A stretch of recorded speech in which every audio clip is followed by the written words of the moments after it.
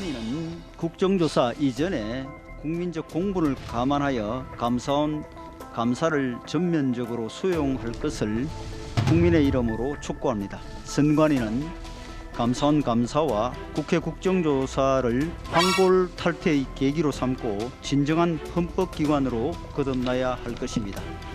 감사원의 선관위 감사는 선관위 국정조사의 전제 조건이 될 수 없습니다.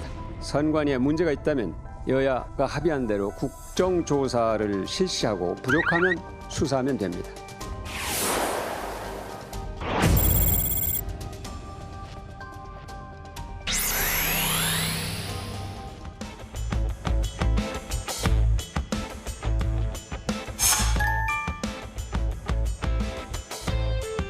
(2030과 5060을) 잇는 그런 40대 교수의 역할을 기성세대와 청년세대를 잇는 그런 역할을 하고 싶다는 그런 말씀도 드리고 싶습니다. 저는 호남 출신의 40대입니다. 우리 국민의힘은 전국 어디서나 이길 수 있는 그런 정당이 될 수 있도록 제가 최선의 노력을 다하겠습니다.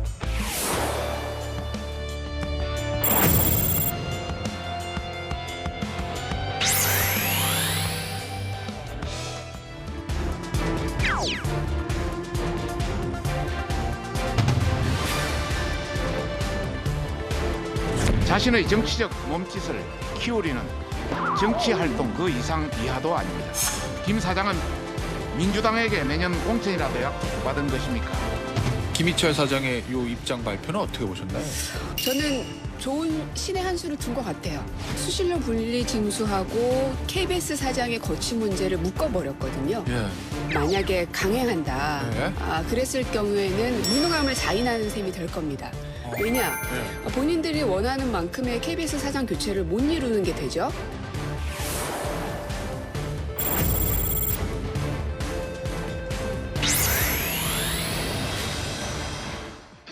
국가대표 정치뉴스쇼 5시 정치배이 시작합니다. 백반장 반가워요. 반갑습니다. 또 일주일이 지나갔습니다. 네. 자, 태영호 의원의 사퇴로 공석이 된 국민의힘 최고위원회 조금 전 영상이 잠깐 나왔습니다만 김가람 당 청년 대변인이 선출이 된 거죠. 네, 그렇습니다. 64.7%의 득표율로 압도적인 승리를 거뒀습니다. 국민의힘에서는 드문 호남 출신의 청년이라는 점에서 일찍부터 유력한 후보로 꼽혀왔는데요. 다만 이번 선거는 역대 최고위원 선출에 비해서 흥행에 실패했다는 평가를 받고 있는데 무기력한 지도부가 될 거라는 전망도 정치권에서 나오고 있습니다. 특혜 채용 의혹에 휩싸인 선거관리위원회가 네. 감사원 감사를 받을지 여부를 오늘 최종 결정을 하잖아요. 지금 어떻게 결론이 나왔나요? 네, 아니요. 아직 결론이 안 나왔습니다. 지금 회의 중인데요. 선관위는 지난 2일 감사원 감사를 수용하기 어렵다고 결정했지만 여론이 악화되자 오늘 다시 회의를 열었습니다. 이와 함께 국민권익위원회도 오늘 선관위 조사와 관련한 입장을 밝혔는데요. 지난 7년간의 채용, 승진 사례를 전수조사하고 조사 대상에 퇴직자도 포함하기로 했습니다. 네, 관련한 속보가 나오면 저희가 네. 추가로 얘기를 해보도록 하고요. 어제 여야가 선관위에 대한 첫 국정조사에 합의했잖아요. 네. 저희가 속보로 그 얘기를 전했는데 하지만 거기까지 가기에는 많은 난관이 예상이 된다는 거죠. 네, 맞습니다. 국민의힘은 선관위가 국정조사에 앞서서 감사원 감사를 전면 수용해야 한다는 입장인데요. 특혜 채용 의혹에 한정하지 않고 업무 전반에 대해서 감사를 받으라고 압박하고 있습니다. 민주당은 국정조사로 충분하다고 맞서고 있는데 부족하다면 수사를 하면 된다는 겁니다. 그러면서 지난 1년간 독립성과 중립성을 버리고 정치감사에 나선 감사원이 감사 대상이 돼야 한다. 이렇게 역공을 취하기도 했습니다. 어제 이재명 대표가 싱하이밍 주한 중국 대사를 만났잖아요. 네. 그 자리에서 나온 발언이 오늘 정치권에서 상당히 논란이 됐죠. 네, 맞습니다. 싱하이밍 대사는 이 대표를 만난 자리에서 현재 중국의 패배를 베팅하고 있는 건 분명히 잘못된 판단이라면서 윤석열 정부의 외교 정책을 정면으로 비판했습니다. 이에 대해 김기현 국민의힘 대표는 명백한 내정 간섭이고 외교적으로 심각한 결례라며 이 대표가 백댄서를 자처했다고 공세를 폈는데요. 이 대표는 경제 활로를 찾기 위해 중국 대사를 만났다며 경제나 안보 문제에 대해 할 이야기를 충분히 했다고 반박했습니다. 네, 국민의힘에서는 신 대사를 위안 스카이에 빗대서 막말을 했다 네. 이렇게 주장을 했고 조금 전에 이제 우리 외교부가 신 대사를 초치했다는 그런 속보도 들어와 있습니다. 자, 오늘도 뉴스가 많은데요. 또 들어가서 나머지 얘기할게요.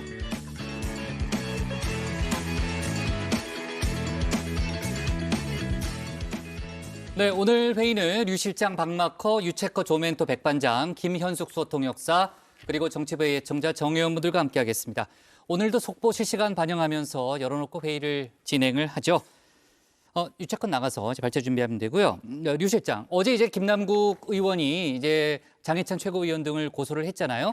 장해찬 최고위원이 1대1 공개 토론을 제안했다는 거죠. 그렇습니다. 김남국 의원은 국민의힘 김성환 의원과 장해찬 최고위원을 허위 사실 적시에 의한 명예훼손 혐의로 고소를 했는데요.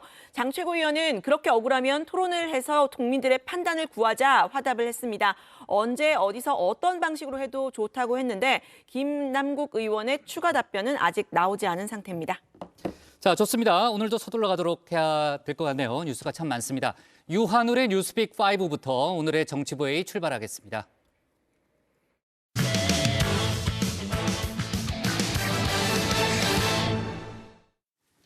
여야가 선관위에 대해 첫 국정조사를 실시하는 데 합의했다는 소식 어제 저희가 속보로 전해드렸죠. 그런데 벌써부터 조사 시기를 두고 의견이 엇갈리고 있습니다. 국민의힘에서는 선관위는 감사원 감사부터 받으라면서 합의한 게 아니라 논의가 아직 진행 중이라는 지도부 발언까지 나왔죠. 선관위는 지금 감사원 감사 수용 여부에 대해서 재논의를 이어가고 있습니다. 관련 속보 저희가 반영해가면서 회의를 진행하고요. 자세한 내용 유한울 체커가 정리했습니다. 5시 하면 다정해 정의원들의 뉴스 큐레이터 울체커입니다. 금요일에 뉴스픽 5 바로 들어갑니다. 오늘 준비한 소식은요. 국조 동상이몽, 배팅 논쟁, 전격 불참, 공개 통보, 2종 추가로 가져왔습니다. 어제 다정회 시작하기 직전에 나온 속보였죠. 여야가 선관위에 대한 국회 국정조사에 합의했습니다. 조사 범위에는 최근 가장 논란이 되고 있는 의혹, 그리고 다른 의혹을 하나 더 추가하기로 했는데요. 국정조사 실제 이뤄진다면 선관위 역사상 처음입니다. 더불어민주당과 국민의힘은 다음과 같이 합의한다. 국회는 선거관리위원회 인사비리, 북한 해킹 은폐 의혹에 대한 진상규명과 재발 방지를 위한 국정조사를 실시한다. 네, 그런데 국정조사 여야가 합의했다고 그냥 열리는 게 아닙니다. 이제부터가 정말 시작입니다. 가장 최근에 있었던 이태원 참사 국정조사만 돌이켜봐도요. 여야는 조사 시기와 대상 같은 디테일을 놓고 지리한 협상을 이어갔습니다. 이번에도 벌써 시작입니다. 여야는 시기를 두고 맞서고 있습니다. 선관위 국정조사 시기와 관련하여 우리 국민의힘은 감사원 감사 이후에 국정조사를 해야 한다는 입장입니다. 선관위는 국정조사 이전에 국민적 공분을 감안하여 감사원 감사를 전면적으로 수용할 것을 국민의 이름으로 촉구합니다. 감사원의 선관위 감사는 선관위 국정조사의 전제 조건이 될 수 없습니다. 선관위에 문제가 있다면 여야가 합의한 대로 국정조사를 실시하고 부족하면 수사하면 됩니다. 네, 국민의힘이 선 감사 후 국정조사라면 민주당은 선 국정조사 후 수사죠. 민주당에서는 여야가 합의를 하자마자 국민의힘이 다른 이야기하는 건 국정조사를 안 하겠다는 거라고도 공격하는데요. 실제 여야 합의 이후 여당 내부에서는 감사원 감사를 압박해야 할 시점에 국정조사 합의로 선관위에 퇴로를 열어줬다. 이런 볼멘 소리가 나오고 있다고 합니다. 따라서 김기현 대표도 어제 원내 지도부의 합의, 아직 합의가 아니라면서 말끝을 흐렸습니다. 합의한 게 아니라 아직 계속 논의해야 되는 것 같은데 논의할 게 많은 합의했다라고. 그러면서 다시 한번 선관위에 감사원 감사 수용 그리고 노태학 위원장과 선관위원 전원의 사퇴를 촉구했는데요. 대대적인 개혁만이 유일한 해결책입니다. 감사원 감사를 전면 수용하고 노태학 선관위원장과 선관위원 전원은 사퇴해야 합니다. 행여 선관위가 국정조사의 뒤에 숨으려 들어서 꼼수를 부려서는 안 될 것입니다. 네, 노태혁 위원장은 오늘 출근길에 사퇴 요구를 다시 한번 일축했습니다. 자리에 연연하지 않지만 그만두는 게 능사인가, 당장 현안에 급한 시급한 문제들을 해결하는 게 책임 있는 자세라고 생각한다, 이렇게 입장을 밝혔는데요. 그리고 오후 2시부터 지금 3시간 넘게 선관위원들을 일주일 만에 소집해서 감사원 감사 수용 여부를 다시 논의하고 있습니다. 논의 결과는 들어오는 대로 전해드리도록 하고요. 이런 가운데 국민권익위도 오늘 선관위에 대한 전수조사 계획을 더 자세히 공개했습니다. 이미 이달 1일에 시작한 조사에는 32명 규모의 특별조사단을 투입한 상태입니다. 현장 조사를 계획 중인데 38일 정도 진행한다고 합니다. 그리고 조사 대상은 기본적으로 저희 위원회가 통상 조사하는 방식에 따라서 최근 7년간의 특혜 채용, 승진 등 채용 비리를 중점적으로 조사할 계획이고, 이와 더불어서 6월 8일부터 한 30일간 집중 신고 기간을 운영할 예정입니다. 네, 조사 대상에는 이미 퇴직한 사람도 포함이 되고요. 중앙선관위를 비롯해 지역선관위까지 모두 조사해야 하기 때문에 경찰과 인사혁신처에서 파견 인력까지 받는다는데요. 이렇게 대대적인 조사를 약속해도 사실 권익위에 강제 조사권이 없다는 점이 맹점으로 꼽히죠. 정승윤 사무처장은 그 부분에 대해 고민해보겠다. 조사 방식에 대해 밝힐 수는 없지만 신뢰해달라고 의지를 보였습니다. 문제점이 발견되는 경우에는 고발, 수사 의뢰를 하거나 또는 징계 처벌 요구하거나 또는 부당 임용 승진된 경우는 취소를 요구할 예정입니다. 선거관리위원회 제도 운영상의 문제점에 대해서 관련 법령 등에 대한 제도 개선도 함께 아울러 추진하고 있다는 말씀 드리겠습니다. 채용 비리 의혹에 대해서 법과 원칙에 따라 한 점의 의혹 없이 철저히 조사해서 국민들께 설명드리도록 하겠습니다. 그리고 수사기관 차원의 수사도 시작됐습니다. 선관위가 이미 수사를 의뢰한 박찬진 전 사무총장 등 간부 4명에 대해 경기남부경찰청이 수사에 착수한 건데요. 정말 말 그대로 전방위 압박을 받고 있는 모습입니다. 이번 선관위 의혹을 다룰 때마다 말씀드리지만요. 선관위 정말 이번 기회에 떨쳐낼 건 확실히 떨쳐내고 갔으면 좋겠습니다. 물론 정치적 셈법에 따라서 헌법이 부여한 선관위의 독립성을 흔들려 한다면 문제지만요. 이번에 그 명분을 선관위가 직접 제공했다는 건 부인할 수 없는 사실입니다. 선관위라고 하면 헌법 질서, 그러니까 민주 질서를 굉장히 지켜야 되는 곳이고, 부모 찬스, 형님 찬스 이러한 걸 썼다는 것 자체가 많은 국민들께서 배신감을 좀 느끼시지 않았을까.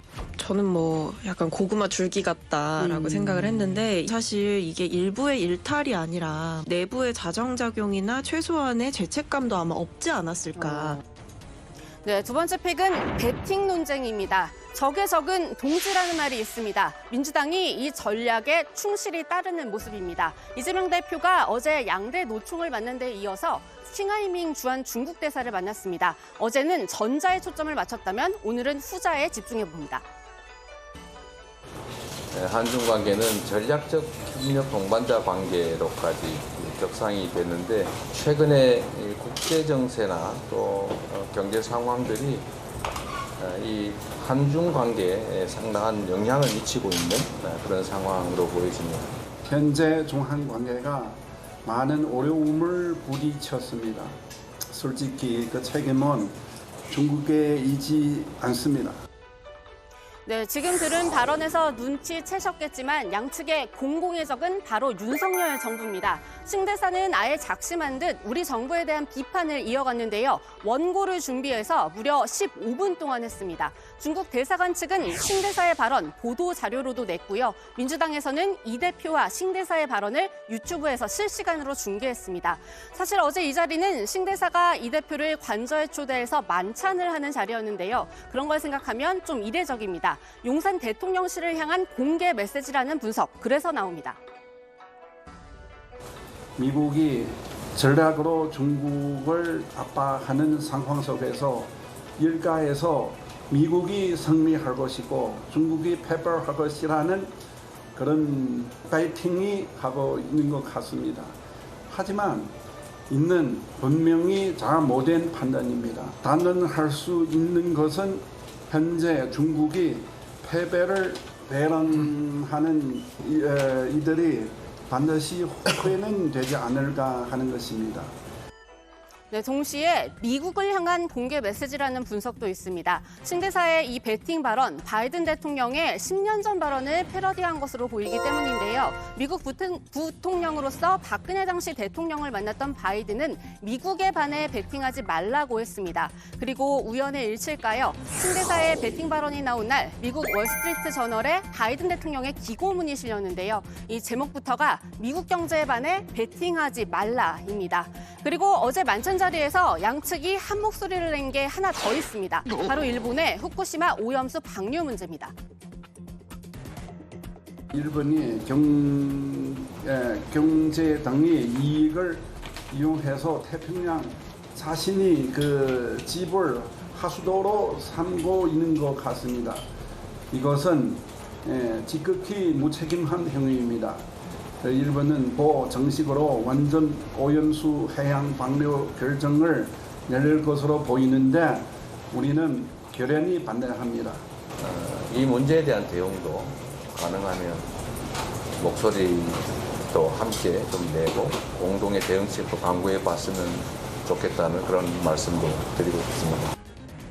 네, 결국 어제 관저 만찬의 빌미로 신대사 한미일 3국에 모두 다 직격탄을 날린 셈인데요. 이 만찬 자리 이재명 대표를 먼저 초청해서 확답을 받은 뒤 하루 전에야 김기현 대표 측에 제안했다고 합니다. 이렇게 되면 용산 대통령실뿐만이 아니라 여의도 국민의힘에까지 메시지를 보낸 셈인데요. 김기현 대표는 강력하게 유감을 표명했습니다. 이는 명백한 내정 간섭일 뿐더러 외교적으로도 심각한 결례입니다. 싱하이밍 중국 대사에 대하여 강력한 유감을 표명합니다. 싱하이밍 대사가 준비한 논거를 꺼내 들고 작심한 듯이 우리 대한민국 정부를 비판하는데도 이재명 민주당 대표는 짝짝꿍하고 백댄스를 자처했습니다. 민주당이 대한민국의 국익을 지키는 정당인지 아니면 중국의 꼭두각시인지 의심케 하는 장면이 아닐 수가 없었습니다.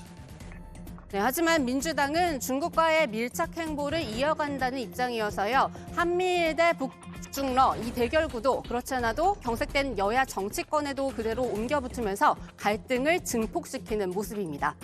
네, 다음 픽 전격 불참으로 가져왔습니다. 내일은 1987년 군사 독재에 항거한 범국민적인 민주화 운동이죠. 60 민주항쟁이 있었던 날입니다. 정부는 그 의의를 되새기기 위해 2007년 이날을 국가기념일로 정하고 행안부 주최로 기념식을 열어왔는데요. 그런데 행안부에서 처음으로 전격 불참을 선언했습니다. 기념식을 주관하는 민주화운동 기념사업회가 윤석열 정권 퇴진의 구호로 내건 생사를 후원했다는 이유에서입니다. 행안부는 공공기관이 정치적 공격을 일삼는 시민단체에 후원한 건 용납할 수 없는 일이라면서요. 기념사업회에 대한 특별 감사에도 착수한다는 계획인데요. 기념사업회 측은 해당 단체가 상의 없이 문구를 넣었다면서 3년간 지원을 배제하겠다고 했습니다. 이 뉴스픽에서도 다른 최근 여권의 흐름과도 무관하지 않아 보입니다.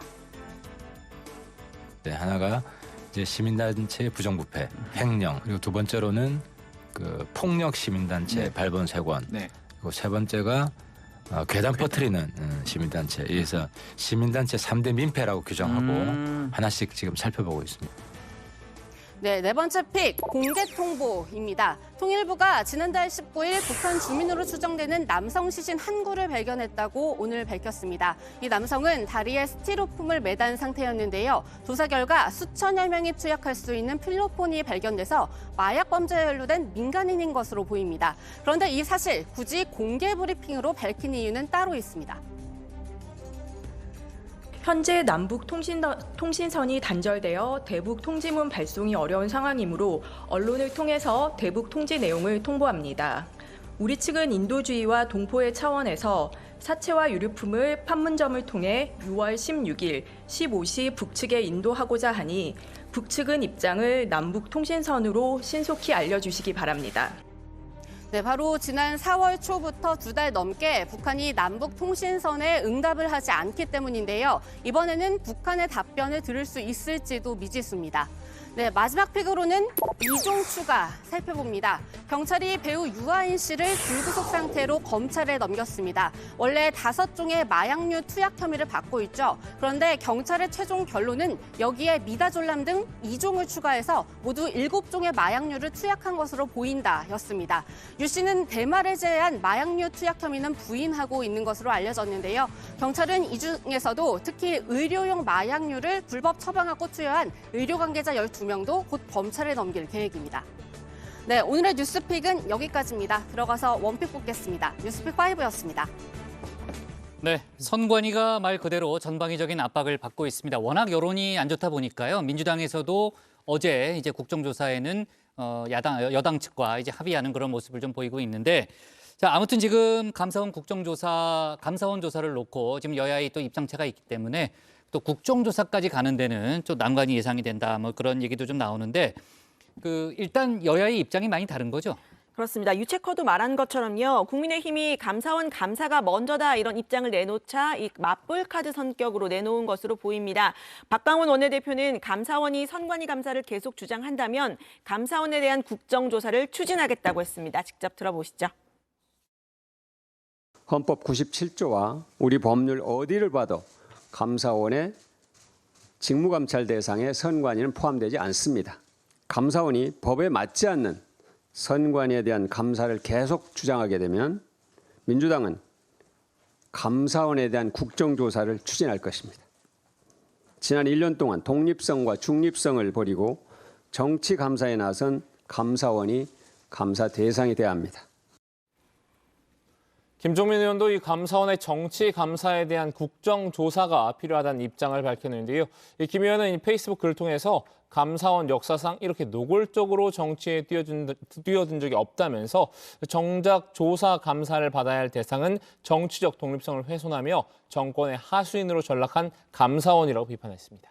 네, 선관위가 지금 전원위원회를 열고 있습니다. 지난 2일 헌법기관으로서 감사원 감사를 받을 수 없다라고 결론을 내렸지만 그 이후에 이제 국민 여론도 많이 악화되고 또 정치권의 압박도 상당히 거셌잖아요. 그래서 오늘 이제 감사원 감사에 대해서 다시 이제 수용할지 말지 최종 결정을 내리는데 일단은 이번에 한해서는 감사원 감사를 받아들일 가능성이 좀 높아 보인다라는 그런 얘기는 나옵니다만 관련한 속보가 나오면요 유채껏 챙기고 있는 거죠. 네, 계속 챙겨보고 있습니다. 속보 나오는 대로 좀 바로 얘기를 좀 해주도록 하고요.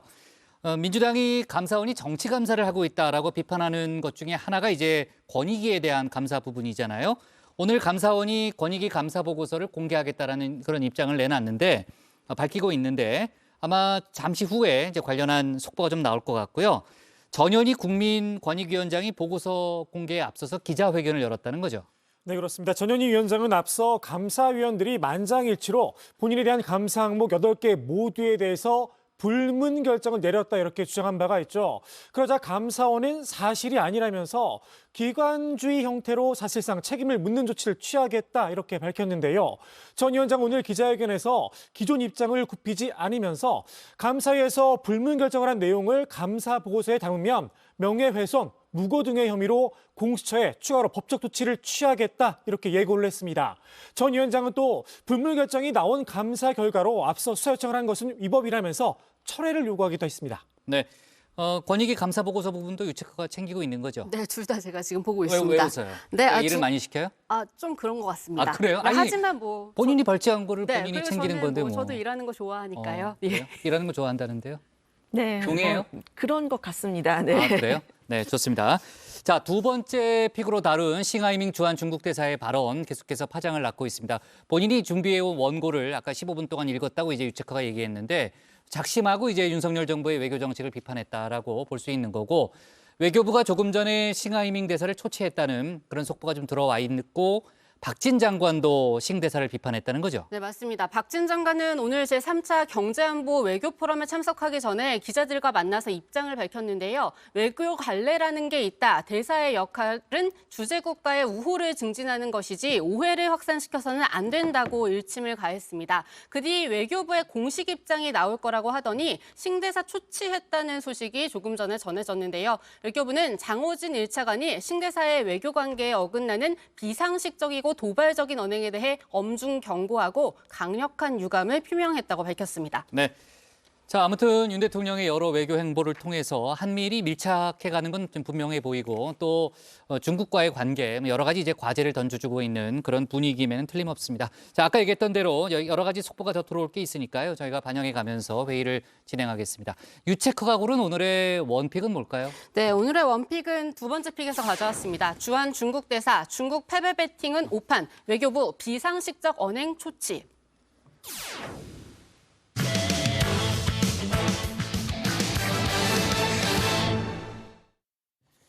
국민의힘 최고위원 보궐선거에서 호남 출신의 청년 정치인인 김가람 후보가 조금 전 당선됐습니다. 김 최고위원이 태영호 의원의 공석을 채우면서 지도부도 재정비를 마쳤는데요. 다만 이번 보궐선거가 역대급 무관심 속에서 조용히 치러졌다는 평이 나오고 있죠. 지도부의 낮은 존재감, 그 이유로 거론되고 있는데 박준호 마커가 주민에서 관련 소식을 정리했습니다.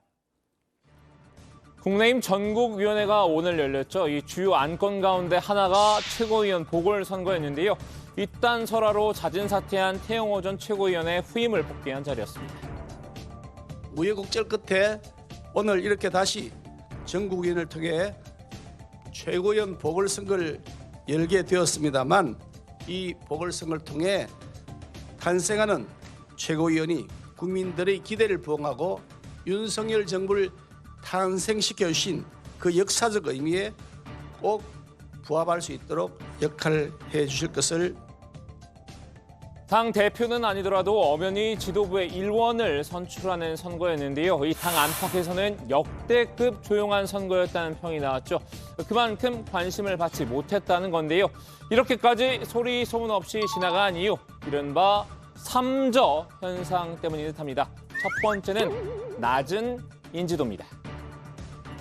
당내 국회의원이 100여 명이 넘는데 그래도 한두 사람이라도 나왔었으면 조금 더 활성화가 됐을 텐데 하는 아쉬움이 있는데 이번에 전부 의원들은 한 번도 안 나왔단 말이에요. 그런데 여기서 조금 좀 약하다. 뭔가 부족하다. 왜 이러지? 하는 이런 그 의구심, 이 퀘션마크를 준 것은 우리 자체의 문제였거든요. 이번 보궐선거 이 현역 의원 출마자가 없는 원외 3파전으로 치러졌죠. 이 후보 3명 모두 좀 인지도가 낮은 편이라 선거 자체가 주목을 받지 못했다는 분석입니다. 이번 보궐선거가 왜 치루어지게 되었는지를 잊지 않는 최고위원이 되도록 하겠습니다. 안동과 경희대 출신이 고향과 모교를 부끄러워하는 일이 없도록 제가 꼭 국민의힘 최고위원이 되겠습니다. 변화의 마중물이 될 것입니다. 돌출 행동으로 문제된 적이 없습니다. 저는 가장 안정감 있는 후보라는 말씀을 자신 있게 드릴 수 있습니다. 사실상 이 김가람 후보가 낙점된 상황에서 선거를 치르다 보니 김이 샜다는 말도 있습니다. 처음부터 이 답정너 선거였다는 건데요. 너희들은 오늘부터 복싱부다. 예? 복싱부. 이거요? 갑자기 왜요? 복싱부다. 국민의힘 내년 총선을 앞두고 이 청년과 호남의 민심을 잡는 데 심혈을 기울이고 있죠.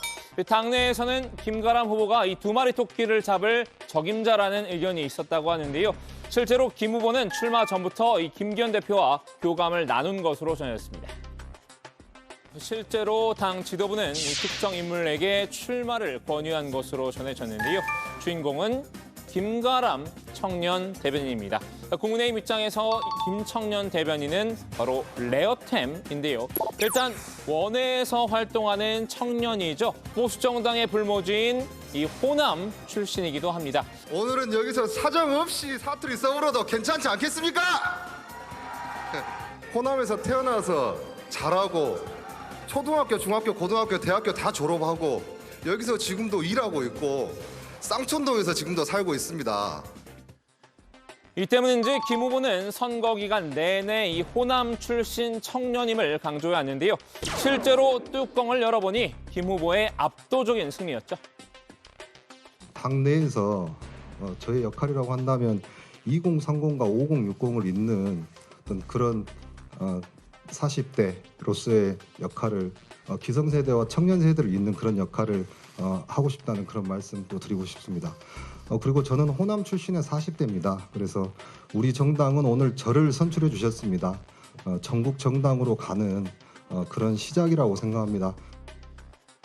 그렇다면 이 현역 의원들이 아무도 출마를 하지 않은 이유는 뭘까요? 바로 이 낮은 메리트 때문인데요. 사실 이 지도부는 총선 공천과 관련해 의견을 낼 수 있다는 장점이 있죠. 하지만 이번에는 그러기 어려운 분위기입니다. 어제 꾸려진 이 국민의힘 조직강화특별위원회, 윤핵관인 이철규 위원장을 필두로 이 박성민 의원과 배현진 의원 등 모두 친윤 일색이라는 평가인데요. 이 조강특위는 조직위원장 인선을 담당을 하죠. 조직위원장은 이 총선 공천에서 유리한 위치를 선점할 수 있는 직책인데요. 이 한마디로 조강특위는 본격적인 공천 시즌에 앞서서 공천의 밑그림을 그리는 기구인 셈입니다. 전국 당협 당원 협의회 중에 35곳이 아직 미임명 상태입니다. 그렇기 때문에 35곳의 당협위원장을 임명하기 위한 아마 심의 절차에 들어가지 않겠나 보고 있습니다. 이번 조강특위는 이 조직위원장의 친윤 인사들을 대거 임명할 것으로 예상되는데요. 현역 의원들 사이에는 이런 마당에 일개 최고위원이 공천에 목소리를 내면 얼마나 낼 수 있겠느냐는 이 자조적인 기류가 있는 듯합니다. 이런 기류가 이 보궐선거 출마 기피로 이어진 것 같은데요. 실제로 지난해 말 이 정진석 비대위의 조강특위가 비윤계를 탈락시키고 윤 대통령과 인연이 있는 검사 출신 인사들을 조직위원장으로 발탁한 사례가 있죠. 이 김경진 전 의원이 친 이준석계 허은하 의원을 밀어내고 서울 동대문을 조직위원장에 앉은 게 대표적입니다. 김경진 전 의원은 지역구 의원이기 때문에 지역구를 관리한 경험이 있더라고요. 당원을 어떻게 배갈 건지, 조직을 어떻게 관리할 건지 구체적으로 우리 조강특위 의원들에게 설명을 해 주셨습니다. 그리고 아무래도 서로가 낯선 지역인데 인지도 면에서 김경진 의원이 상대적으로 좀 더 인지도가 있다. 또 그분은 또 학교를 서울 고대 나왔지 않습니까? 보궐선거가 관심을 끌지 못한 건 이 김기현 지도부의 낮은 존재감 때문이라는 지적도 있습니다. 출범 초부터 여러 차례 설화로 이미 혹평을 받을 대로 받아온 터였죠. 김 대표는 이미 리더십에 큰 타격을 입은 상태인데요. 지도부 구성원 역시 원외 최고위원이 대부분이라 무게감이 떨어진다는 박한 평가도 있습니다. 이 현역 의원은 조수진 최고위원 한 명뿐인데요. 이 5인 회니 7인 회니 하는 의혹이 있는 것도 지도부의 이런 면면 때문이라는 관측입니다. 당대표, 사무총장, 그리고 정책위원회 의장, 사무부총장, 당 수석대변인 모여서 의논해야 하는 것이 당연하지 의논하지 않는 것이 당연한 것입니까? 그건 말도 안 되는 얘기니까 일고의 가치도 없는 얘기입니다. 김 대표는 이 5인회 의혹에 대해서 사실 무근이라고 반박을 했죠. 하지만 사실 여부를 떠나서 이런 의혹이 생긴 이유부터 따져봐야 한다는 견해도 있는데요. 근데 왜 이런 이야기가 나왔는지가 좀 중요할 것 같아요. 이게 의문을 갖고 계신 거잖아요. 기존에 또 무슨 뭐 7인회, 8인회 이런 얘기들이 있었으니 혹시라도 네. 그게 아닐까라는 생각을 하는 걸 텐데 그래서 이 부분은 뭐 옳고 그름을 따지기 전에 리더십이든 현재 지도부가 앞으로 어떻게 해야 되느냐 그 부분에 대한 고민으로 좀 귀결이 됐으면 좋겠다라는 게 제 개인적인 입장입니다. 계속된 실세 논란의 핵심은 이 김 대표의 리더십이 부족하다는 것을 보여주는 방증이라는 건데요. 이 허은하 의원은 여당 지도부가 용산 대통령실에 출장소라는 이미지를 털어내야 이 김 대표의 리더십도 회복할 수 있다고 꼬집었습니다. 단절을 하려면 우선 김기현 대표님이 그냥 핵관이 되시면 될 것 같고요. 지금 핵관 아니신가요, 그러면? 핵관이지만 무조건 따라하면서 당정 일체론을 이야기하는 것이 아니라 서로 견제해야 되는 것이 옳다고 생각을 합니다. 예를 들어서 지금 많이 걱정하는 것은 뭐 공천을 할 때 검사들이 내려온다. 벌써 용산에 많은 사람들이 뭐 공천 준비를 하고 있다라고 해서 이게 공정하지 못하다라는 생각을 하고 있으니 아예 당정 일체론을 이번에 이제 파기를 해버리시고 지도부는 이번 선거를 처음부터 이 신비주의로 치르고 싶었나 봅니다. 무관심도 전략이라고 자위하는 모습인데요. 보궐선거가 관심을 받지 않아 다행으로 여기는 눈치라고 합니다. 김 대표 취임 초기 이 스포트라이트를 받았다가 이딴 실책으로 체면을 구긴 트라우마 때문인 듯한데요. 하지만 이 악플보다 무서운 게 무플이란 말도 있죠. 아예 대중의 외면을 받느니 이 질타라도 받는 게 도움이 된다는 속뜻이 담긴 말일 텐데요. 김기현 지도부가 한 번쯤 새겨들었으면 하는 바람입니다. 오늘 주민 한마디는 예능 프로그램의 한 장면으로 정리하겠습니다. 처음에는 이제 저희가 무풀로 시작하다 보니까 악플도 너무 소중합니다. 반가워. 뭔가 하고 싶은 얘기가 있는 게 아닌가. 뭔가 되게 섭섭한 게 있는 게 아닌가라는 생각이 들어서. 네, 김가람 최고위원 경선 막바지에 갑자기 이름이 등장했는데 전에 이제 박준우 마커가 주민에서 한번 다뤘던 적이 있잖아요. 상당히 유력하다. 뭐 청년하고 호남의 교집합이기 때문에 유력하다는 얘기를 했었는데 결과가 역시 이제 박 마커 예상대로 나왔는데요. 자, 오늘 물론 많은 사람들이 예상했던 거예요. 박 마커만 예상했던 건 아닙니다. 네, 굉장히 뭐 으쓱하길래.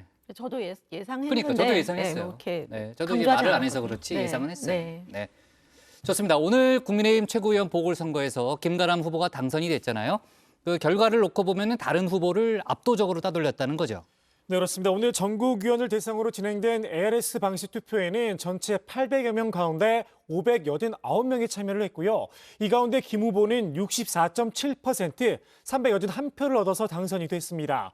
김 최고위원과 경쟁한 이종배 후보는 135표, 청강정 후보는 23표를 각각 득표했습니다.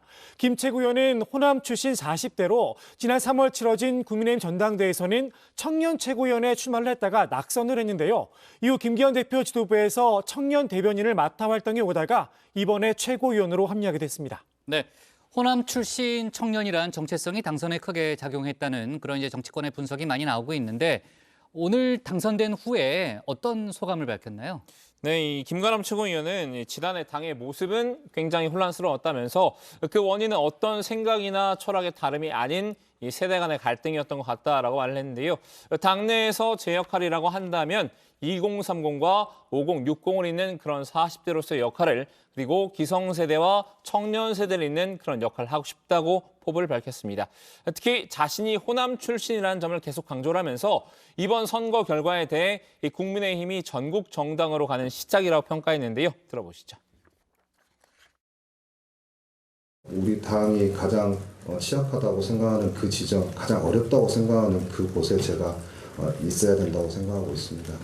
우리가 상대해야 될 곳은 민주당이 아니라 그곳에 살고 있는 호남 국민들이기 때문에 그 지역의 기초단체장이 호남 우리 국민의힘 출신이 한 분도 안 계신다. 그리고 특히 광주 전남에는 국회의원이 한 분도 없다는 점을 잊지 않고 좀 더 제가 발로 뛰는 그런 노력들을 할 생각입니다.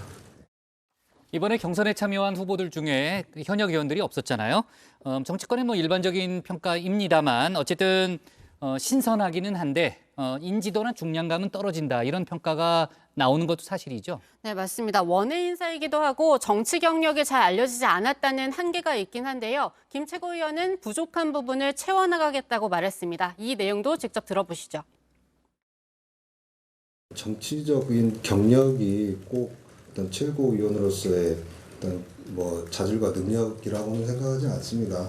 오히려 최근까지 어떤 저는 정치적인 영역 밖에서 활동을 해왔기 때문에 어떤 국민들의 어떤 마음을 더 잘 공감할 수 있다고 생각해서 어떤 그런 중량감이 떨어진다는 그런 지적이 있어서는 아까 말씀드린 바와 같이 앞으로 부족한 부분들은 더 채워가는 노력과 함께 잘할 수 있는 부분들에 집중하겠습니다.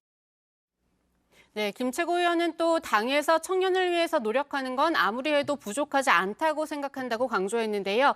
호남은 중앙과의 연결고리에 굉장히 목말라 있을 테고 호남 출신인 만큼 지역 기초단체까지 발로 뛰어 찾아가면서 그분들의 아쉬움을 해결하기 위한 노력을 할 생각이라고 말했습니다. 네, 일단은 김가람 최고위원 합류로 영남 일색 지도부라는 지적은 조금 피할 수 있게 됐네요. 네, 그렇습니다. 국민의힘 지도부는 이제 김기현 대표, 윤재옥 원내대표, 박대출 정책위 의장을 포함해서 지금 당원권이 정지된 김재원 최고위원과 김병민, 조수진, 김가람, 강대식 최고위원 등 9명으로 재정비를 마쳤습니다. 호남 출신인 김가람 최고위원의 합류로 영남 일색이던 지도부에 변화가 생긴 건데요. 이 조수진 최고위원이 호남 출신이기는 하지만 현재 서울 양천갑 당협위원장으로 활동 중이죠. 반면 신임 김 최고위원은 호남에서만 10년 넘게 활동을 해왔습니다. 네.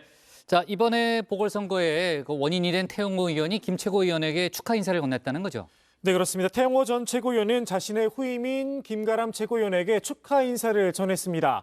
태 의원은 페이스북에 오늘 국민의힘 최고위원 보궐선거에서 김가람 후보가 최고위원으로 선출된 걸 진심으로 축하한다 이렇게 적었는데요.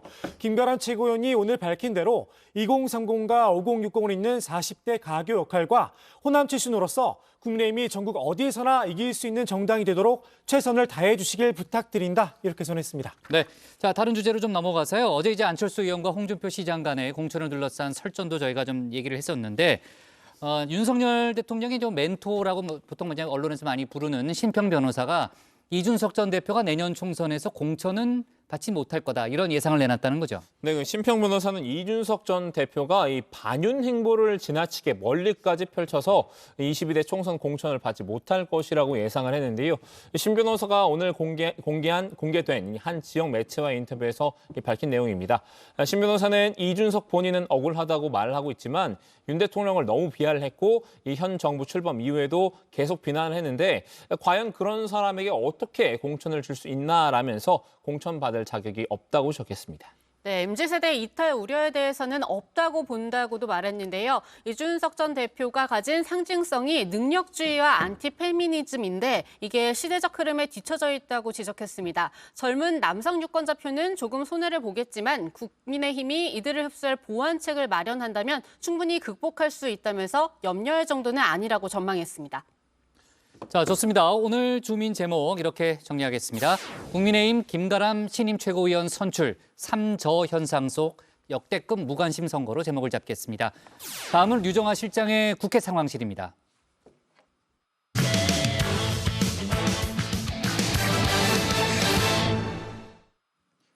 경찰이 지난달 1박 2일 서울도심 집회와 관련해서 오늘 민주노총 산하 건설노조 사무실을 압수수색했습니다. 한국노총이 경사노의 참여를 중단하면서 김문수 위원장은 MG노조를 참여시키는 방안 등을 예로 들었는데요. 대통령실이 원칙적인 노동정책을 강조하면서 정부와 노동계의 갈등은 갈수록 깊어지고 있습니다. 관련 소식을 유정아 실장이 정리했습니다. 열사정치 왜 그러나요? 건설노조 사수하자. 건설노조 사수하자. 열사정치 계속 진행. 네, 경찰이 오늘 민주노총 산하 건설노조 사무실을 압수수색했습니다. 지난달 16일에서 17일 서울 도심에서 열렸던 1박 2일 집회 등에 대해서 집시법 위반 혐의를 수사하면서인데요. 앞서 지난달 1일 노동절에 고 양회동 건설노조 제3지대장이 정부의 이 건폭몰이 수사에 항의하면서 분신 사망을 했죠. 이후에 도심 집회가 좀 이어졌고 또 여기에서 수사 대상이 된 이 장옥기 건설노조 위원장을 포함한 건설노조 간부들 양 지대장의 장례를 마친 후에 경찰에 출석하겠다고 밝혔는데요. 경찰은 이 기자회견 하루 만에 전격적인 강제 수사에 돌입했습니다.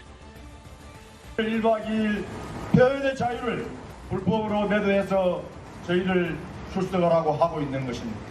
저는 상주로서 이것은 엄연히 부당하다고 생각합니다. 그런데 이후 우리 유가족과 모든 장례 절차를 잘 마무리하고 일정을 맞춰서 자진 출두하겠다는 것을 이 자리에서 밝힙니다.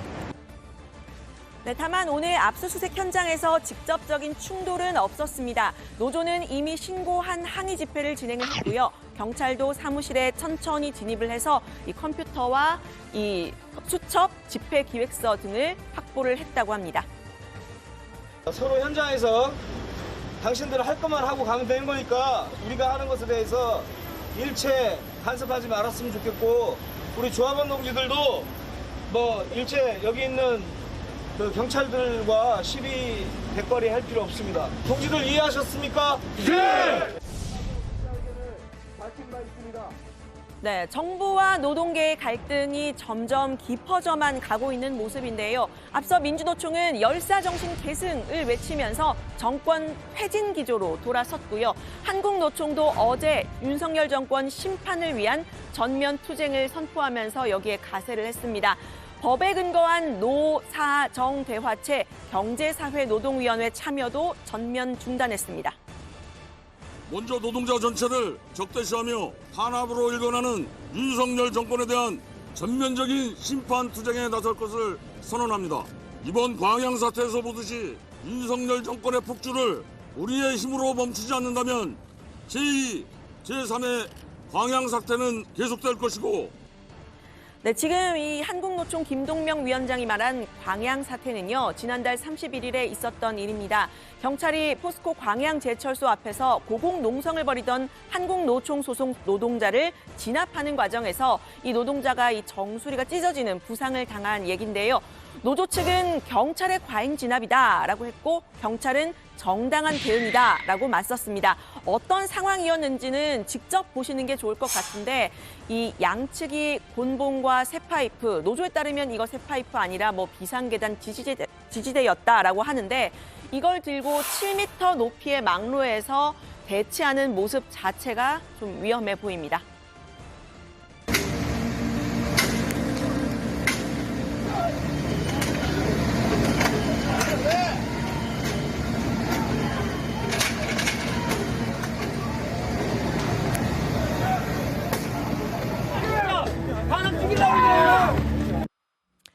네, 당시 상황 보여드리려고 좀 최대한 편집 없이 보여드렸고요. 이 부상당한 노동자 한국노총 금속노련 김준영 사무처장이 바로 최저임금위의 위원이었습니다. 현재 구속이 된 상태인데요. 이것 때문에 내년도 최저임금을 정하는 어제 최저임금위 회의가 결국 파행으로 끝났습니다. 노사 간 이견이 있었던 업종별 최저임금 차등 지급 역시 본격적인 논의가 시작되지도 못했습니다.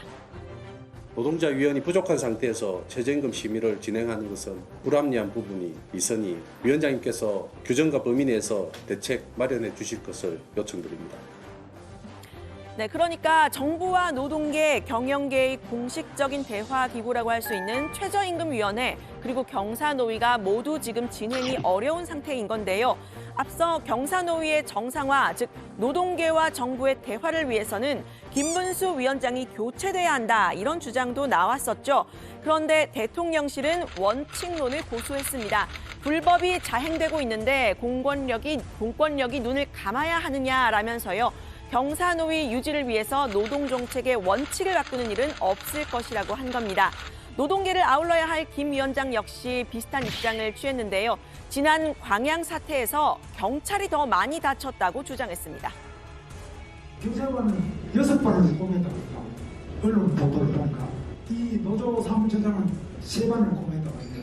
경찰관이 다친 건 거의 관심 없습니다. 노조가 맞은 데는 이게 바로 조직적으로 300만 노동조합이 다 뭉쳐가지고 네, 김 위원장은 꼭 한국노총이나 이미 이 경사노위 틀에서 나간 민주노총과 대화를 해야 하느냐 이런 뜻도 밝혔습니다.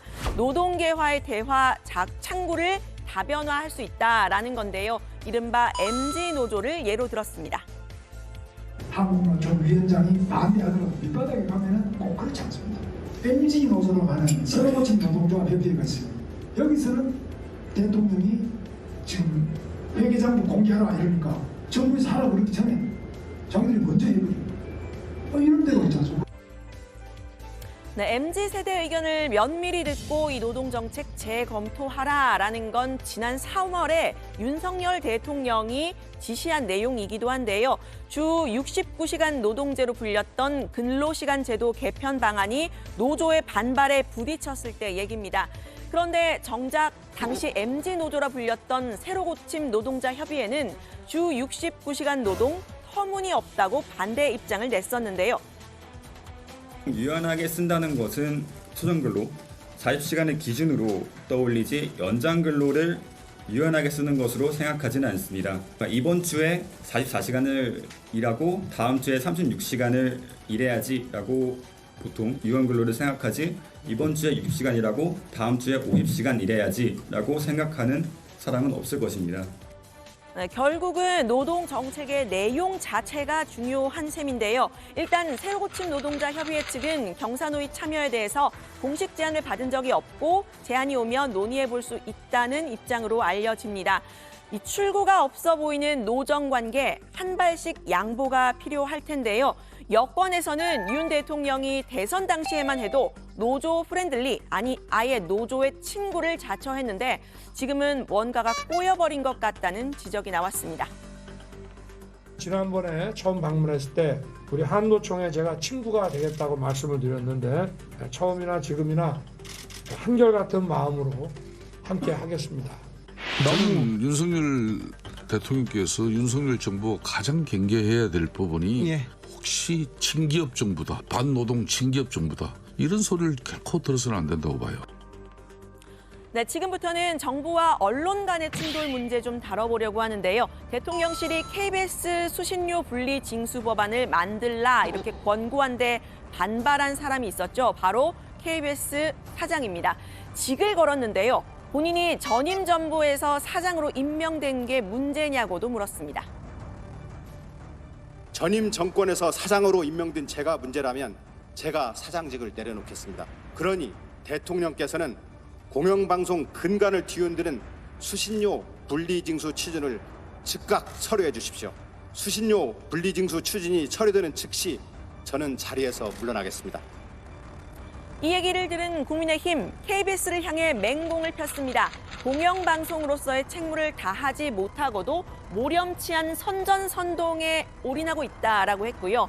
또 국회 과방위 여당 간사인 박성중 의원은 소가 웃을 정도의 궤변이라면서 조건 달지 말고 사퇴하라고 했습니다. KBS를 민노총의 노영방송, 수신료 괴물로 키운 김여철 사장은 조건 달지 말고 당장 사퇴하라는 내용입니다. 김희철 사장이 지나가던 소가 웃을 정도의 궤변을 쏟아냈습니다. KBS가 망하든 말든 전혀 관심 없고 자신의 정치적 몸짓을 키우려는 정치활동 그 이상 이하도 아닙니다. 네, 반면 민주당은 이 KBS 사장의 대응이 신의 한 수라고 평가를 했는데요. KBS가 친정이라고 할 수 있는 고민정 최고위원은 결국은 이 정부 여당의 목적이 경영진 교체와 방송 장악이라는 점을 드러낼 수밖에 없는 이 진퇴양난에 빠진 거라고 했습니다. 저는 좋은 신의 한 수를 둔 것 같아요. 수신료 분리징수를 만약에 강행한다. 그랬을 경우에는 무능함을 자인하는 셈이 될 겁니다.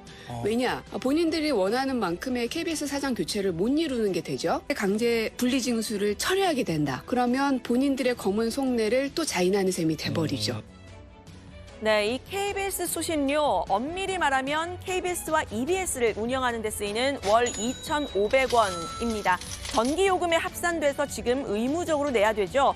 사실 최근에 TV 시청자가 줄고 있는 건 분명합니다. 지금 다정해도 아마 유튜브를 포함해서 다른 채널로 보시는 분들 많을 텐데요. 저희 제작진도 집에 TV가 없고 다른 온라인 동영상 서비스만 구독을 한다면서 이사를 갈 때마다 이 KBS나 한전에 전화를 해서 환불을 받는다고 합니다. 이 방송법 시행령만 개정을 하면 KBS 수신료 징수 방법을 바꾸는 건 어렵지 않다고 하는데요. 고민정 최고위원도 이 수신료 분리 징수 자체에 대해서는 꼭 반대하는 건 아니라고 했습니다. 다만 이 수신료를 만약에 없앤다면 KBS의 광고를 그럼 허용할 것인지, 그럼 방송 광고 시장에 큰 변화가 있겠죠? 아니면 약 6,200억 원에 달하는 수신료 혹은 이 KBS 운영비를 세금으로 충당할 것인지 이런 부분들에 대한 후속 대책을 내놔야 할 거라고 했습니다. 갑작스런 KBS 수신료를 폐지를 하게 된다면요. 청와대를 급히 용산 대통령실로 옮겼던 사례와 비슷할 거라고 했습니다. 저는 수신료 분리징수가 꼭 필요하다면 굳이 반대할 생각은 전혀 없습니다. 다만 이런 준비들을 해놓지 않으면 마치 용산 청와대 꼴이 난다는 겁니다. 막상 용산으로 가보니까 바로 하늘도 뚫리죠, 벽도 뚫리죠, 막 그러지 않습니까? 네, 대통령실이 이동관 전 청와대 홍보수석을 방통위원장에 내정한 것으로 알려지면서 민주당을 비롯한 야권 공세에 거세지고 있는데요. 관련 소식도 들어가서 더 이야기를 해보겠습니다. 오늘 발제는 이렇게 정리합니다. 돌파구 없는 노정 갈등, MZ노조 대화가 대안, 수신료 분리 징수에 직 걸겠다는 KBS 사장, 사퇴해라 혹은 신의 한수. 네, 제가 앞에서 속보가 나올 것 같다고 했던 두 가지 사안이 다 속보가 나왔습니다. 유 실장 발제하는 동안에 나왔는데요. 일단 이 선관위 얘기부터 좀 해볼게요. 선관위가 감사원의 감사를 수용하겠다는 결정을 내렸네요. 네, 아까 국장이 예측하신 대로 일부만 수용하기로 결정을 했습니다. 이번에 이 불거진 자녀 특혜 채용 문제에 대해서만 감사원 감사를 받아들인다고 하고요. 이건 아무래도 이제 여론의 비판이 점점 거세지는 데다가 여권의 압박 때문에 그런 걸로 보입니다. 근데 이제 선관위에서는 계속해서 감사원 감사 대상에 이제 이 선관위가 들어가느냐를 놓고 이제 감사원이랑 다퉈왔잖아요. 그래서 이 문제를 놓고는 이제 헌재의 권한쟁의 심판도 동시에 청구할 예정이라고 합니다. 네. 자, 그러니까 이제 채용 특혜 의혹도 있고 또 북한의 해킹 의혹 등 여러 가지 의혹이 있고 감사원은 이제 그걸 포함해서 전반적인 이제 선관위 문제점을 다 들여다보겠다는 그런 입장을 얘기를 했었는데 선관위가 채용 특혜 부분만 이제 감사를 받겠다고 이제 조금 전에 결론을 내렸는데 감사원이 그걸 그냥 수용할지는 모르겠네요. 왜냐하면은 감사원이 지금 검찰의 수사를 의뢰하겠다라는 그런 입장을 좀 내놓고 있잖아요.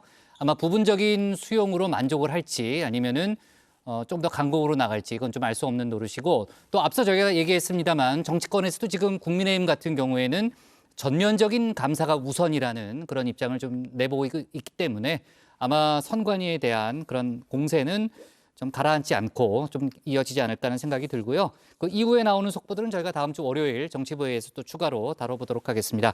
전현희 권익위원장과 관련된 속보도 지금 막 나왔는데요. 감사원의 감사 보고서가 공개가 됐습니다. 그동안 뭐 제기가 됐던 여러 의혹들이 있었는데 금품수수 정치관여 또 법률사무소 차명 운영 등 여러 가지 의혹에 대해서는 문제점을 발견하지 못했다는 그런 결론이 나왔고요. 다만 일부 내용이 이제 감사 보고서에 적시가 됐는데 예를 들면 근무 시간을 준수하지 않거나 또 추미애 전 장관 등에 대한 유권 해석에 있어서 부적절한 처신을 했다라는 부분이 일부 기재가 됐습니다. 예를 들면은 세종청사에 근무할 때 93.3%를 9시 넘어 출근을 했고 또 서울에서도 약 97.4%를 9시 이후에 출입을 했다라는 그런 내용이 적시가 됐는데 다만 특별한 조치를 추가로 요구하지는 않기로 했다고 합니다. 또 추미애 전 장관 아들의 군특혜 의혹과 관련해서 위원장이 개인적인 의견을 냈는데 전혀 관여하지 않은 것처럼 이제 보고서를 낸 것은 또 그 보도 자료를 낸 것은 위법하다는 그 문제가 있다라는 그런 내용이 이제 감사 보고서에 공개가 됐습니다. 자, 앞서 제가 얘기했습니다만 전현희 위원장은 불문 결정을 한 내용을 감사 보고서에 담으면은 공수처에 추가로 법적 대응하겠다라는 그런 입장을 밝혔기 때문에 전현희 위원장이 또 어떤 대응을 할지 역시 저희가 좀 챙겨서 다음 주 월요일에 함께 다뤄보도록 하겠습니다. 자, KBS 얘기를 했는데요. 방송통신위원장에 내정된 걸로 알려졌던 이제 이동관 전 홍보수석, 이제 특보죠 지금은, 에 대한 논란이 여전히 좀 이어지고 있습니다. 어제 이 특보가 직접 해명 입장문을 냈고 이제 관련된 내용을 저희가 다뤘었는데 야권에서는 오늘도 공세를 폈다는 거죠. 네, 맞습니다. 이동관 전 수석은 어제 A4 용지 8장 분량의 해명 입장문을 냈는데요. 이 내용을 다시 한번 살펴보면 당시 피해자와 화해를 했다. 전학 조치는 담임교사의 판단에 의한 거였고 이 전 수석 등 부모의 압력 때문에 학폭위를 열지 않았다는 건 사실이 아니라는 내용 등이 포함됐습니다. 민주당은 이 전 수석의 주장, 결국 아들 학폭이 가짜뉴스라는 건데 학폭 사건에 다룬 드라마 더 글로리 속의 가해자 논리와 똑 닮았다고 했습니다. 이재명 대표는 방통위원장을 할 게 아니라 지금 하고 있는 대통령 대외협력 특보도 그만둬야 한다고 주장했습니다. 국민 여러분, 이거 다 새빨간 거짓말인 거 아시죠? 이렇게 되묻던 이명박 대통령이 있었습니다. 그 대통령의 최초의 핵관다운 태도입니다. 아들 관련 보도를 가짜뉴스라고 주장하고 있습니다. 더 글로리 현실판인 학교 폭력 사태에 대한 전형적인 가해자 논리를 너무나 똑 닮았습니다. 현실판 연진이를 감싸면서 잘못을 부정한다면 더 큰 국민적 저항에 직면할 것입니다. 네. 그런데 이제 이 특보가 어제 이제 해명 입장문을 내면서 과장됐다. 또 일부는 가짜 뉴스라는 그런 주장을 하면서 본인도 이제 뭐 물러서지 않겠다라는 그런 입장을 좀 드러냈고 오늘 여권에서 나오는 얘기를 들어보니까요. 큰 문제가 없고 대통령실에서도 임명을 강행하는 거 아니냐 이런 예상이 많이 나왔죠. 그렇습니다. 일단 이 전 수석의 입장문을 대통령실에서 배포를 했죠. 대통령실은 일단 이 현직 대통령 특보이기 때문에 전달한 것이다 이렇게 설명을 했고요. 이 전 수석의 해명 입장문을 본 여당 의원들은 이 전 수석을 임명하려는 기류다 이렇게 이야기를 하고 있습니다. 이 전 수석의 아들 학폭 사건과 앞서 정순신 변호사의 아들 사건과는 좀 다르다 이런 해석도 내놨는데요. 정 변호사의 경우에는 과거 아들의 학폭 사건에 대해서 부모가 주도를 해서 대법원까지 소송을 끈 반면에 이 전 수석은 아들 사건에 직접 개입한 적은 없는 것 같다는 겁니다. 하나고 뭐 이사장과 통화했다 이건데 통화했던 걸로 가지고 개입할 수는 없는 거고 사실 2011년도에 이동관 그 특보의 아들이 이제 전학조치라는 게 8등급 이제 그 징계 중에 이제 7등급 아닙니까? 네. 징계를 받아서 전학조치를 됐는데 그때 왜 학폭이라든지 이런 게 운영이 안 되고 그냥 했느냐 이런 또 비판을 하는 거죠. 그게 그때 당시는 하나구에 그 학폭위가 없었대요. 2012년도에 이제 있었답니다. 자, 좋습니다. 오늘 발제 이렇게 정리하겠습니다. 돌파구 없는 노정 갈등, KBS 사장 사퇴 대 신의 한 수로 제목을 잡겠습니다. 다음은 조익신 멘토의 정치 인사이드로 갑니다.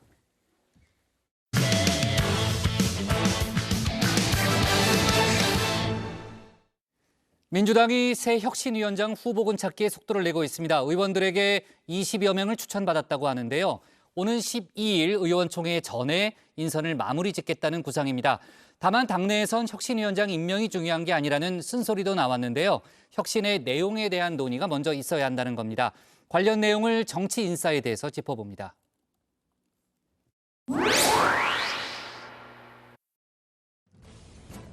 이른바 이래경 사태에 무한 책임을 강조한 이재명 대표. 이번엔 제대로 된 혁신위원장을 뽑아 위기를 타개하겠다는 구상을 밝혔죠. 더 훌륭한 인재를 발굴하고 많은 분들의 의견을 들어서 더 나은 혁신을 해나가는 게 문제 해결의 방법이겠죠. 당을 구해낼 혁신위원장 후보군 20여 명을 추천받았다고 합니다. 구체적인 명단은 공개하지 않았지만 여러 정치권 인사들의 이름이 오르내리고 있는데요. 오는 12일 의원총회 전까진 인선 작업을 마무리할 걸로 보입니다. 당내 김근태계의 추천을 받은 걸로 알려졌죠. 홍익표 의원은 먼저 나서서 고사의 뜻을 밝혔는데요. 혁신의 대상이 현역 의원들인데 주로 혁신의 대상이 혁신을 한다는 것 자체도 맞지 않고요. 아시다시피 제가 한 달 전에 원내대표 나와서 떨어진 사람인데 제가 혁신위원장 만든다는 것도 상식적이지 않습니다. 혁신위원장이 누가 되느냐가 중요한 게 아니다. 쓴소리도 냈습니다. 뭘 혁신할 거냐 그 내용을 먼저 논의해야 한다는 겁니다. 혁신의 내용이 뭔지를 아무도 얘기 안 하면서 도대체 혁신위원장을 누굴 맡기겠습니까? 어떤 혁신을 하려고 뭐를 바꿔야 되겠고 그거를 어떤 권한을 줄 건지가 결정이 돼야 혁신위원장을 그에 걸맞는 사람을 찾을 거 아니겠습니까? 이재명 체제 강화가 혁신이다. 아니다. 이재명 사퇴가 혁신이다.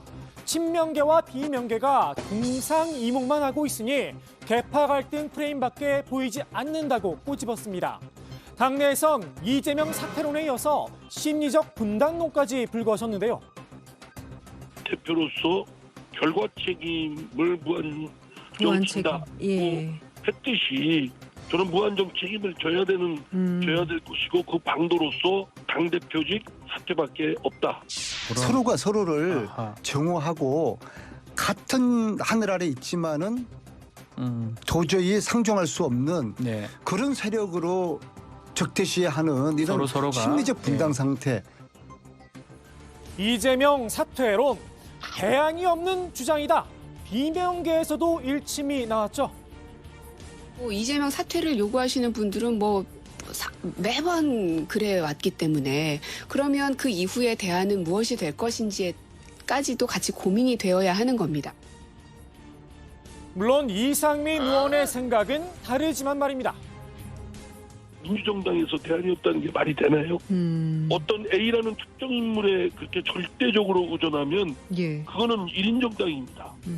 그게 사설 정당이지 공당이라고 할 수 있겠습니까? 심리적 분당론 역시 친명계 안에서 쓴소리가 나왔습니다. 저는 안민석 의원에게 묻고 싶습니다. 어느 누구에게 이런 취재를 했는지. 소통을 하는 사람도 이런 얘기를 안 해요. 안민석 의원이 유독 소통을 안 한 것 같아요. 다만 안민석 의원만 소통에 어려움을 겪고 있는 건 아닌 듯합니다. 의원들 간의 대화가 상당히 줄어든 것 맞는 것 같습니다. 예.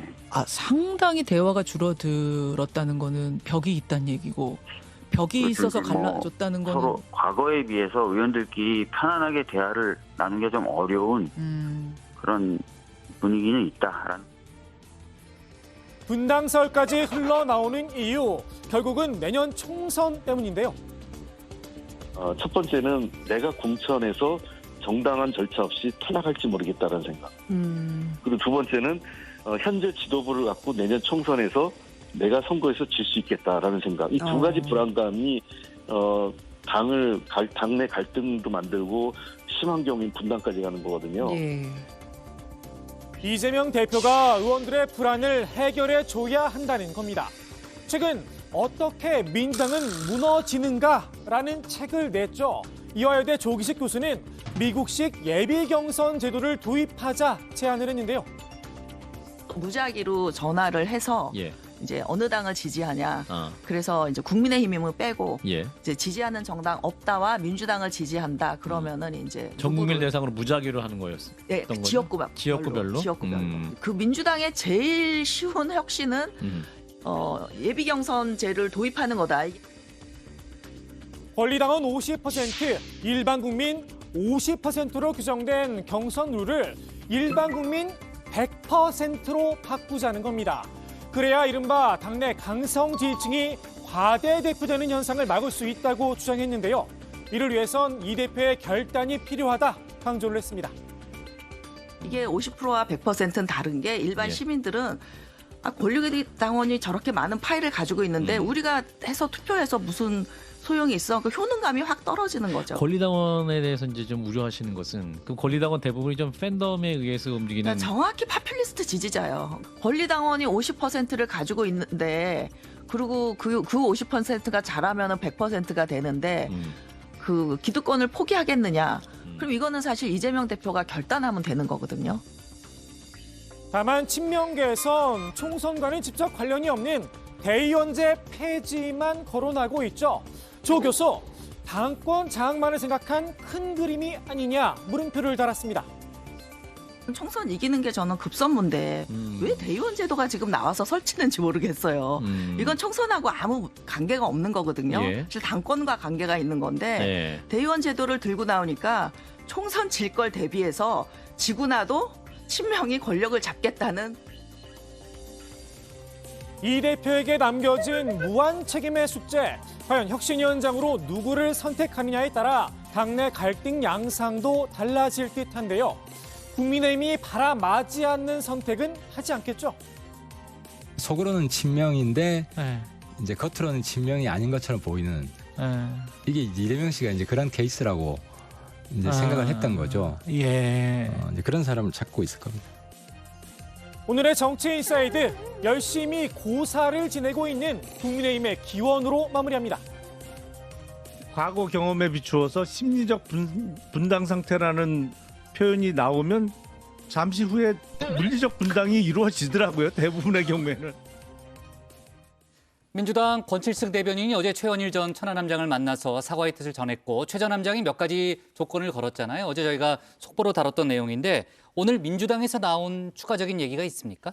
네, 어제 상황부터 일단 정리를 해드리면요. 최원일 전 함장은 권칠승 수석 대변인을 약 40분 동안 비공개로 만났는데요. 최 전 함장이 권 대변인을 만난 뒤에 이 페이스북에 글을 올렸습니다. 처음 본 순간 몸에 힘이 들어가고 부들부들 한 대 치고 싶었다면서 권 대변인이 자신의 발언에 대해서 사과를 했다고 적었는데요. 이 사과를 조건부로 수용했습니다. 지금 보시는 것처럼 5가지 요구사항을 내걸었는데요. 천안함 피격 피격 사건에 대한 민주당의 공식 입장 표명, 또 이재명 대표 면담과 진정성 있는 사과, 민주당 인사들의 천안함에 대한 잘못된 주장과 발언 중지, 그리고 민주당 당원과 지지자들의 악의적인 댓글 중지와 천안함 피격 사건에 대한 당 교육 기회 마련 등입니다. 새 전 함장은 관련 조치들이 이뤄지지 않는다면 사과를 수용하지 않겠다는 입장을 분명히 했습니다.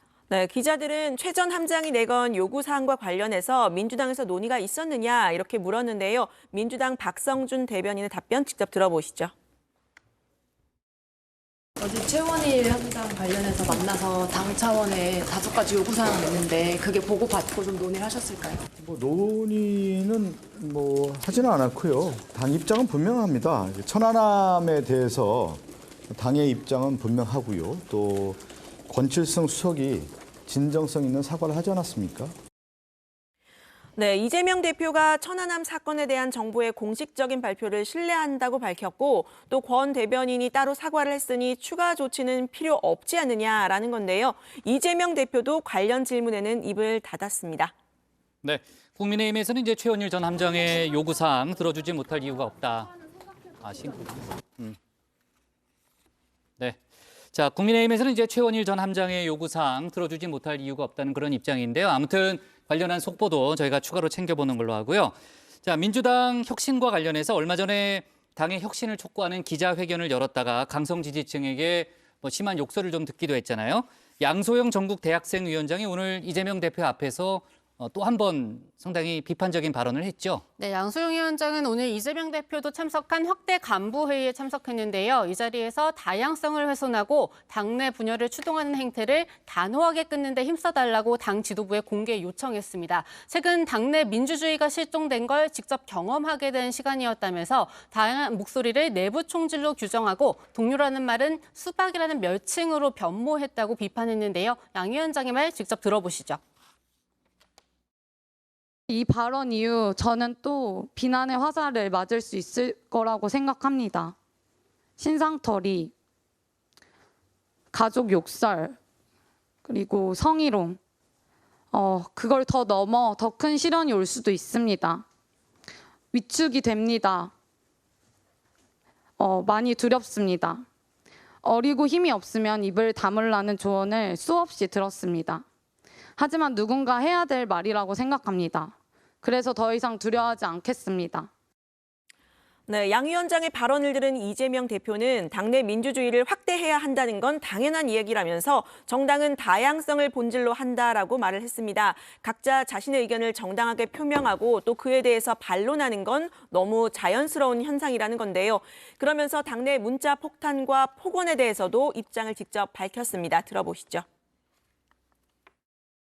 당내에 문자 폭탄이나 또 폭언 이런 표현에 대해서는 조사를 하고 또 그에 대해서 상응하는 조치를 하는 기구가 있기 때문에 과도한 표현이나 이런 문제에 대해서는 당에 신고하면 그에 적절한 조치를 할 것이고 또 이미 제명 조치까지 한 사례들이 있으니까 그 점을 참고하시면 좋을 것 같습니다. 네. 자, 그리고 어제도 저희가 속보로 얘기했습니다만 김남국 의원이 국민의힘 김성원 의원 또 장해찬 최고위원을 허위 사실 적시에 의한 명예훼손 혐의로 고소를 했잖아요. 오늘 장해찬 최고위원이 억울하면 1대1로 토론을 하자 그렇게 얘기했고 또 본인이 무고죄로 역고소를 할 수도 있다라는 그런 주장을 했는데 제가 계속해서 속보를 좀 보고 있는데 아직까지는 이제 김남국 의원의 추가적인 답변은 나오지 않았습니다만 아무튼 이 부분도 저희가 주말에 좀 관련한 내용을 챙겨서 다음 주 월요일에 다시 한번 얘기를 해보도록 하겠습니다. 오늘 정치부에는 여기까지 하겠습니다. 저희는 다음 주 월요일 오후 5시 정각에 다시 찾아뵙겠습니다.